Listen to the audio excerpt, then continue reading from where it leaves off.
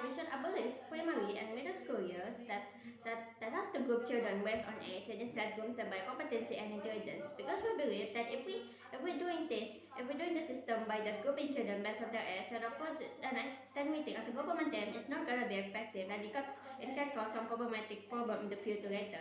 And then just look at the current status quo situation right now, where there is still a system of recruiting students, whether it is whether it is on elementary or whether it is in the middle age school, which is they're still recruiting students based on their age, which this could create a slight imbalance in the school, where the learning system is not evenly distributed. The students may experience some difficulty in developing themselves and developing their own education, their own logical thinking, and etc. And maybe the school itself will experience a little difficulty in managing the school, especially in the education aspect. To explain this into further, let's get into the points of qualification and characteristic of this case. The characteristics.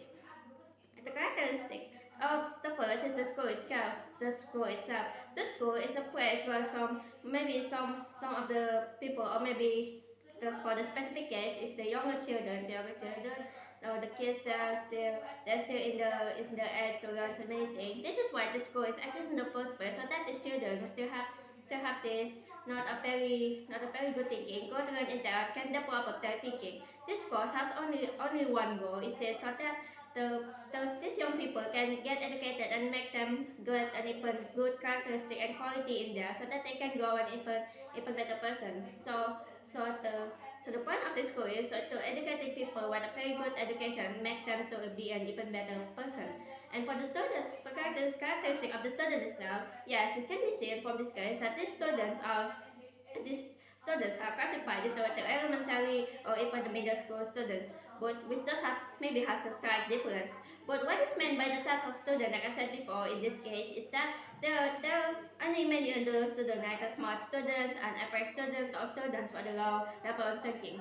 Now, think and connecting this with the situation right now, where there's still a system in the school where the school still want to recruiting students, whether it is elementary or middle school, and maybe other school aspect like that. They're still recruiting based on the age and the competition. Of course, as we can already see with the characteristics of students right now, we just recruiting them based on their age and not based on the competition. It's gonna make some problematic things in the education, because there are some imbalance in their education. Some students that are maybe not just parents, and some others are like intelligent, have a high intelligence, and many others like that. They're gonna, of course, in the school they want to give them some same education system, right? But if there's any other aspect where the students are different and many other like that, because they're just recruiting students based on their age and not based on their competition. Of course, it's going to be hard for the school itself to gonna teach them how to do it, right? Because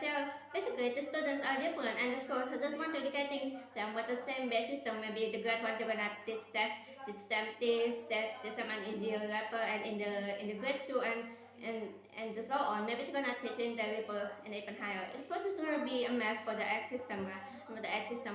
Of course, that's why we believe that we should abolish this as supporting system students, and we should just support the system of where we're creating the student based on their competence and intelligent, because it could have just harmed the education itself, because I already said it's already give so many some bad impacts for the school, especially for the scope of the education itself. And for the mechanism, maybe we can, for example, maybe before these students are going into the elementary or going into middle school, maybe we can give them some maybe if they're still in the elementary before they want to enter the elementary, maybe we can giving the school, or maybe another responsible party to giving them some tasks about how to test and analyzing their intelligence and intelligence level. And we have already done that. We've already seen that. If they're done doing the test, we can see them and analyze them. And like that, we can see there may be their grade level. There's maybe people that their grades are like, oh, this group of students are that are actually intelligent, we can give them to a higher level grade, or maybe, well, I have said before, giving this them before they're entering elementary. But if their intelligence or competence level are high, maybe we can just take away giving them to the middle school, because of course the age doesn't really matter, right? But if their intelligence is still apparent or maybe low, we can just giving them like usual. We can just they are a apparent student. We can just give them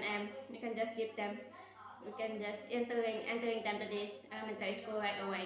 Maybe you can, if they're kinda intelligent, so you can give them to the second or third grade, or if they're just average, just give them to the first grade already. Just how it is, just how it should be.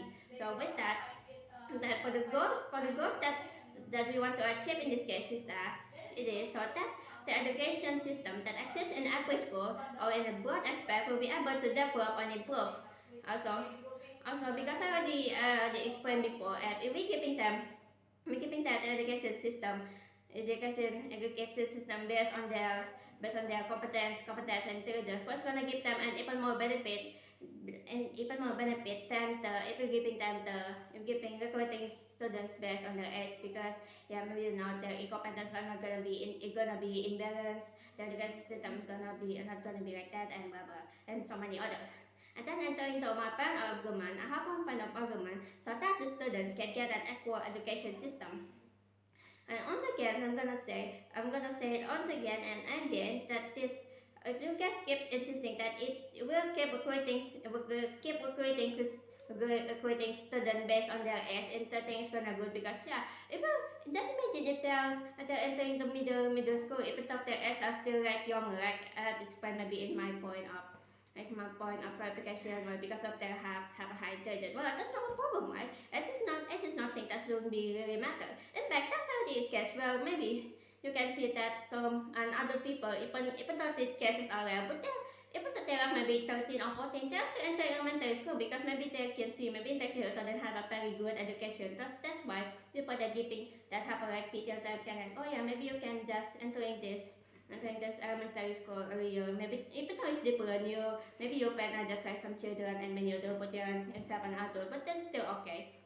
And with that, that's why the reason why this is important is because remember one thing, that in a country, the education system is one of the important aspects that the country must have, because education exists to be able to create a quality educated society. Especially this education system must be start from the beginning. Therefore, it is important to ensure that the education that young people will receive is good and better, so that the student can grow upon an even better society for the future of the country itself. And then for the step by step is maybe like if we conducting this motion to learn now, maybe we can reduce the bad impact that could happen. Maybe like parents could have some difficulty in teaching study because the sustainable of the education staff. But that's our concern for being the government team.